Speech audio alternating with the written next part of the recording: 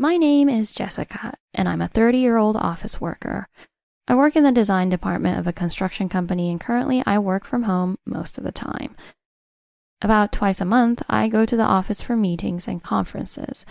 Even though half of the company goes to the office every day, people from other departments seem to envy me. My boss has told us that our design department will continue to work from home. The best part about working from home is avoiding the rush hour commute. I live quite far from the company, about an hour away. Thinking about spending 2 hours every day just commuting is astonishing. There is a commuting allowance, so there's no financial burden, but it's physically demanding. Another advantage of not going to the office is that I don't have to meet unpleasant coworkers. I have a pretty good relationship with my coworkers, but there's this one older lady, Carla, who just rubs me the wrong way. Carla is a year older than me, and we've known each other since university. We were in the same seminar because we both studied design, so we've talked before. We weren't that close, but she started messing with me when I joined the company. If you have any questions, feel free to ask me anything. I thought I could rely on her, but contrary to her words, she wasn't dependable. She was assigned to the design department, but seemed to have caused some trouble and was transferred to another department within 6 months. Carla, who was assigned to the administration department, seemed to have learned about me joining the company right away. A few days after I joined, Carla invited me to dinner. When I went with her, she said, "Introduce me to the male employees who joined with you. There are some handsome ones this year, aren't there?" She wanted me to hook her up with the new guys at work who started at the same time as me. I thought she might hear me out about my job struggles, but all she cared about was her own agenda. Moreover, even though she invited me, she said, "I don't have any money on me. Can you treat me? I'll treat you next time." She pushed the payment onto me. We never went to meals together while we were attending university, so I didn't know her true nature well. After that, she invited me to meals several times, but I always ended up paying. I've never caught her hanging with her crew, so maybe people didn't like her. She seemed happy to have a coworker like me who would do anything she asked. At first, since I didn't know anyone, I reluctantly went along with her. However, I quickly became friends with people in the same department and stopped going to meals with her. Honestly, dining with her wasn't pleasant because all she did was badmouth our boss and colleagues. Moreover, without me asking, she bragged about her history with men. "I only date rich guys. I wouldn't bother with the average employees in our company." I almost laughed when she was pressing me to introduce her to the male colleagues just the other day. I couldn't help but let my true feelings slip out. "Is that so? Don't you have someone you're seeing now?" Carla glared at me with a scary face when I casually said that. I realized I had made a mistake, but it was too late. I had already upset her. "You're quite cheeky, aren't you? Do you think I don't have a boyfriend?" "No, I didn't think that. I was just wondering what kind of wonderful person you're dating." No matter how much I tried to explain, her anger didn't subside. Besides treating her to meals, being scolded like this made me never want to dine with her again. A year into my job, I had started refusing her invitations. "Lately, you always say no when I invite you, don't you?" This time too, I declined her invitation to dine, and she sounded displeased. "I'm sorry, it's tough for me because I live far away. I'll definitely join you next time." I used the excuse of living far away to avoid going out with her. People in the same department also said, "She can't do her job well, yet she's always so arrogant." When Carla joined, the people working with her said, "She acts high and mighty without understanding the work, which is why she got scolded by the department head." They shared this with a bitter smile. It must have taken a pretty bad attitude for the mild-mannered department head to get angry. Carla, not listening to her colleagues' instructions and doing as she pleased, was pushed out of the department within 6 months. She's disliked in every department and now has settled into a role doing menial tasks in the administration department. Her relationships with men seem to be causing problems too. According to this colleague, Carla approaches handsome or wealthy employees even if they're married. Indeed, she herself said she only dates wealthy men. "You're working with her, Jessica, but it's better if you don't associate too much with her." I even received such advice. Fortunately, the world has been moving towards promoting remote work for a few years now. Since my design work can be done from home, this has been good for me. It eliminates the need for a commute and seeing the unpleasant, Carla. Then I got a call from my brother who lives at our parents' house. It's serious. Dad has collapsed. My father lived at home with my mother and my brother's family. He had been in good health when I saw him a little while ago, so I was shocked by my brother's sudden news. I rushed to the hospital where my father was taken, but it was too late. My father had passed away from a heart attack. For about a week after, I was so depressed I barely remember anything. My mother was just crying like me, but my brother and sister-in-law bravely managed the funeral arrangements. I still can't believe that Dad is gone. When I mentioned this, my mother, who was with my brother, asked, You loved your father very much, didn't you? It must be especially hard for you. But all I could do was nod. My father hadn't left a will, but my brother asked, The family home will be mine to take care of. So, would cash be okay for you? If you're taking care of Mom, I don't need anything. I declined the inheritance because I'm grateful to my brother and his wife for always taking care of our parents. It's not a huge amount, so you should take it. Your father would have wanted that. Convinced by my mother, I agreed. Although she said it wasn't much, I ended up inheriting more money than I expected. Since I rarely need to go to the office with remote work, I considered moving further away. This would allow me to live in a much better apartment. I've been living in a cheap, run-down apartment since my student days. I was always stressed out about my voice being heard in the next room during my online meetings because this apartment is run down. Having a room where I can speak loudly without worrying would allow me to work without restraint. I've always dreamed of living in a fancy apartment someday if I worked hard. For this reason, I've been saving little by little. With the money inherited from my father, I could afford a nice apartment a bit further out. I found a new apartment building just in time and decided on it. The commute will take more than twice as long, but it's only once a month.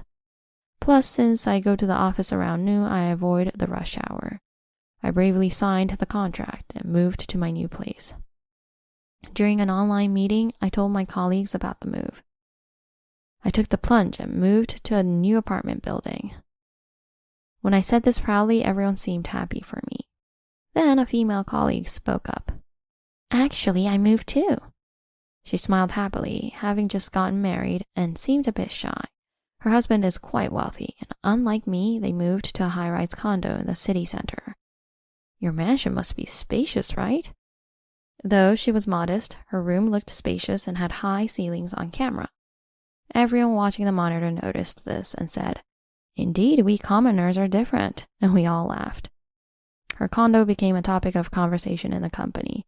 When she got married, it caused quite a stir in the company because of her wealthy husband. However, within our department, which works remotely, the fact that I, who appears to have less money, moved was more of a topic of conversation.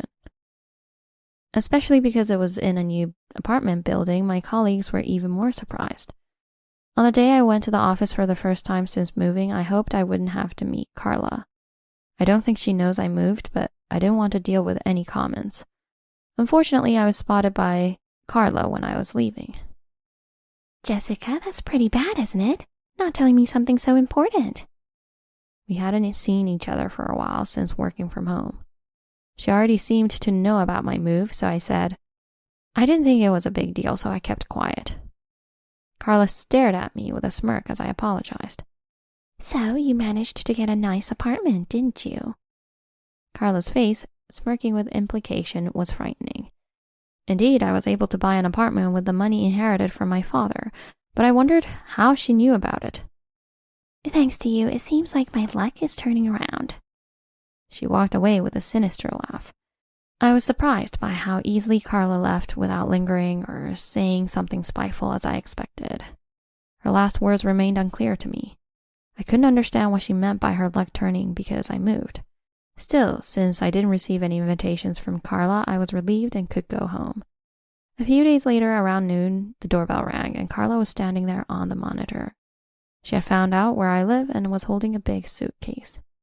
Hurry up and open the door. I came all the way here for you.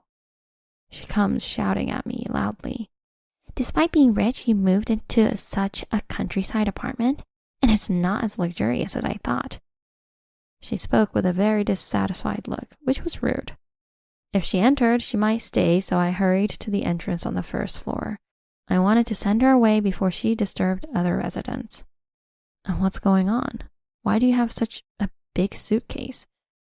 Carla spoke with a triumphant smile. I'm pregnant with your rich husband's child, so get out.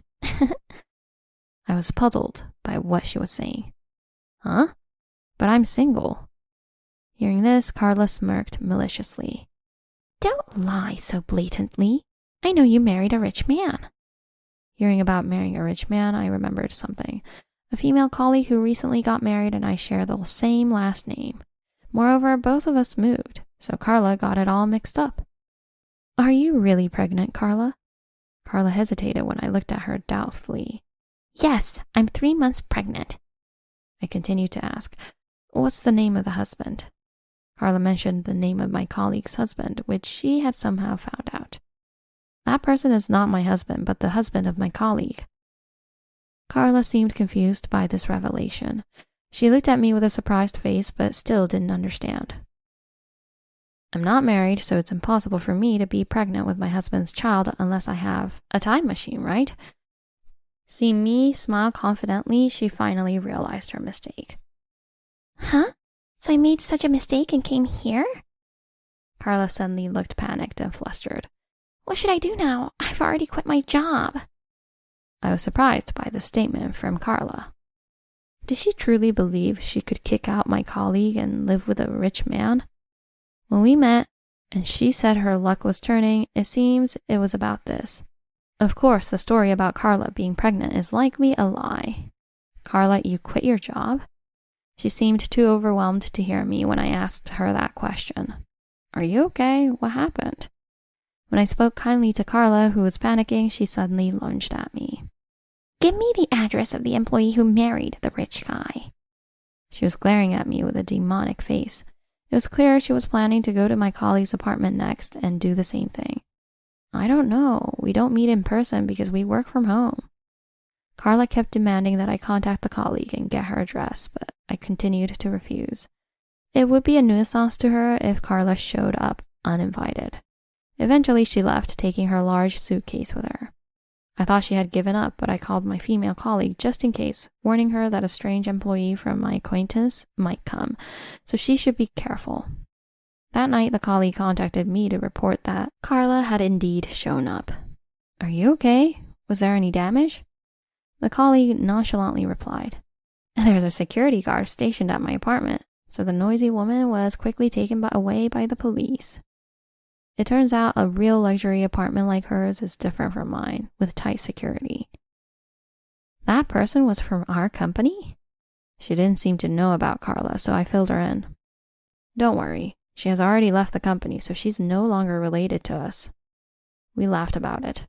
Carla got bailed out by the police, but her parents gave her an earful for dragging them into it. Having quit her job, she was taken back to her parents' house. It also came to light that she had been splurging a lot of money on her favorite guy at a nightclub, incurring a substantial debt which her parents had to pay off on her behalf. Now that Carla's parents are watching her every move, they made her get a job close to home. It's like she's getting what she deserves for not taking work seriously before. Thanks to that, I've been living peacefully without encountering Carla anymore. She always said she wouldn't date anyone who wasn't wealthy, but I didn't care. Since switching to remote work, I've been feeling lonely with no chance to meet new people. Amidst all that, I happened to meet someone I know from university. He was Carla's classmate and, like me, had been dragged into one of her forced parties. We didn't really talk during our college years, but we both know what it's like to be on the receiving end of Carla's dominating personality. As we talked, I started to like his simple and kind nature. Eventually, we began seeing each other. My consideration for purchasing the apartment was partly because I was thinking of marrying him. He's a regular office worker, mostly working from home as well. Since both of us wouldn't be affected by distance from the office, we discussed living together in a spacious, comfortable apartment. When Carla showed up at my apartment screaming about being pregnant with my husband's child, I honestly suspected him for a moment. Since Carla knew him, she wouldn't mistake him for a wealthy husband. But if he was wealthy, Carla might have taken him for me. Regardless, thanks to Carla, we got to know each other better and have now decided to get married. We want to live happily in our new apartment.